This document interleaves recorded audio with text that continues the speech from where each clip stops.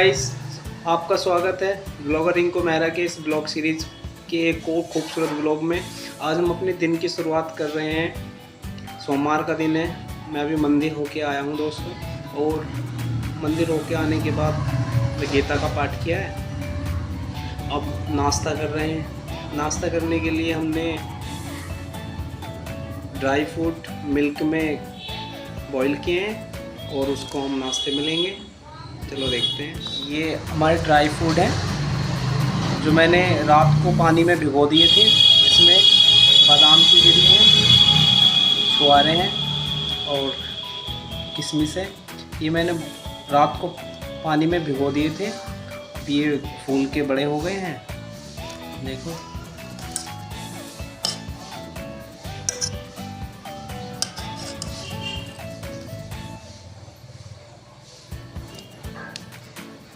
तो अब इनको हमने दूध में उबाला है। अब नाश्ता करेंगे। ज्वाइन कीजिए दोस्तों। उम्मीद करता हूँ आप सब ने भी नाश्ता कर लिया होगा।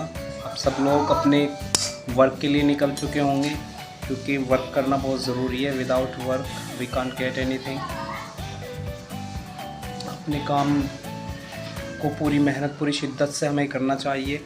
उसके लिए हमें एनर्जेटिक होना पड़ेगा। उसके लिए हमें अच्छा फलाहार, आहार सब अपने जीवन में शामिल करना होगा। तो ये एक अच्छा डाइट है जो हम आज नाश्ते में ले रहे हैं। नमस्ते दोस्तों, आपका स्वागत है व्लॉग रिंकू मेहरा की इस व्लॉग सीरीज़ में। जो पिछली व्लॉग में मैंने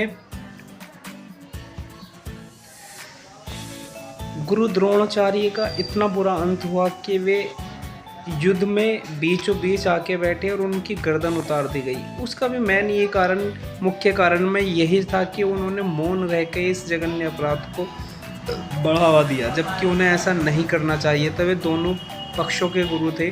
पांडवों के भी गुरु थे, कौरवों के भी गुरु थे। वे गुरु होने के नाते अगर किसी को दंड देते तो किसी की हिम्मत नहीं होती उनके सामने, उनके विरुद्ध खड़े हो जाने की, उनको उनके सामने धनुष बाण उठाने की। लेकिन वे मौन रहे, आंसू बहाते रहे, पर उन्होंने दंड देने की सोची तक नहीं। इस वजह से ही ये महाभारत का युद्ध कुरुक्षेत्र तक गया। और जब उन पितामह भीष्म को बाणों की सैया पर लिटाया गया, इसका भी एक मुख्य कारण यह था। जब हमने भागवत गीता का अध्ययन किया तो उसमें हमें पढ़ने को मिला, उसमें हमें एक व्याख्यान मिली कि पितामह भीष्म थी, लेकिन एक बार किसी राजा से युद्ध करने के बाद पितामह भीष्म हस्तिनापुर वापस आ रहे थे, तो रास्ते में एक सर्फ उनको रास्ते में लेटा मिला। सर्फ जब लेटा मिला तो पितामह भीष्म ने अपना रथ रोक दिया। उनके घोड़े विचलित हो गए। घोड़े बहुत तेजी से एकदम अपने पैरों को ऊपर उठाने लगे। पितामह भीष्म व्रत से उतरे। उन्होंने देखा कि एक बहुत ही विषैला, बहुत ही बड़ा सर्प बीच राह में पड़ा है, लेटा पड़ा है। तो पितामह भीष्म ने उस सोए हुए सर्प को अपने बाण की नोक से उठा के ऐसे उछाल के फेंक दिया। उन्होंने ये सर्प कहाँ जाके गिरेगा। उन्होंने तो उसे रास्ते से हटाने के लिए ऐसे फेंका था। तो जैसे ही उन्होंने उसको हवा में उछाला तो सर्प नीचे खाई थी, खाई में जाके गिरा। बस वहाँ खाई में चारों तरफ बहुत नोकीली झाड़ियाँ थी, कांटे थे, कीकर के कांटे, बहुत बड़े बड़े कांटे थे उस कीकर के।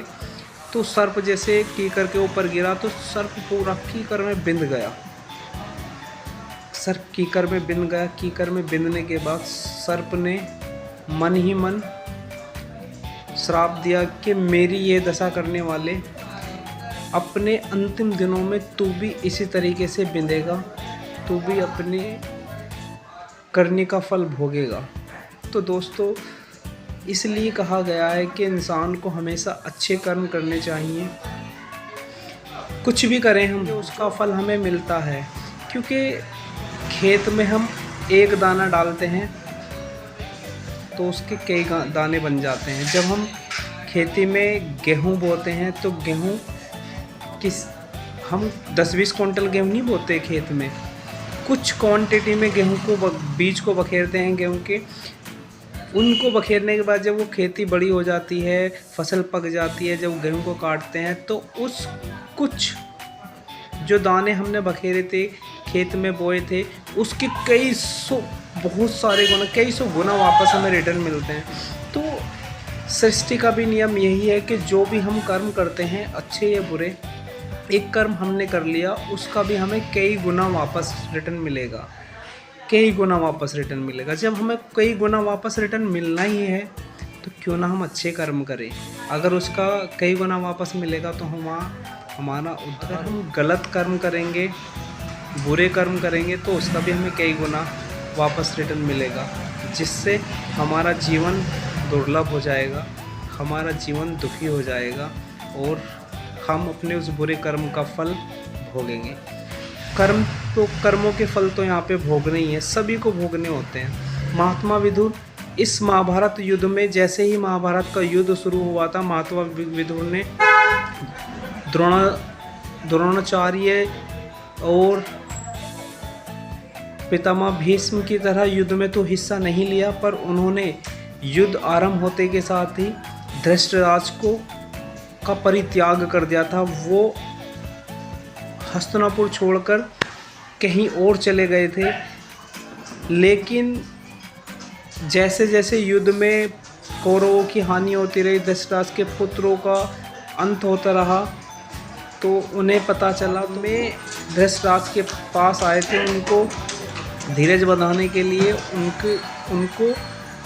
उनके दुख में शामिल होने के लिए, लेकिन उन्होंने गलत का विरोध किया था, इसलिए वे हस्तिनापुर छोड़कर चले गए थे। ये ही कारण था कि महात्मा विदुर को महात्मा कहा जाता है, क्योंकि वो सही और गलत का फैसला दबाव में नहीं करते थे, सही और गलत को देखकर सही का साथ देते थे, गलत का नहीं। वे राजा के भी विरुद्ध खड़े होते थे। दोस्तों, उम्मीद करता हूँ आपको ये ब्लॉग पसंद आए, ये वीडियो पसंद आए। अगर वीडियो पसंद आए तो वीडियो को लाइक करना, अगर आप चैनल पर नए हो तो चैनल को सब्सक्राइब करना।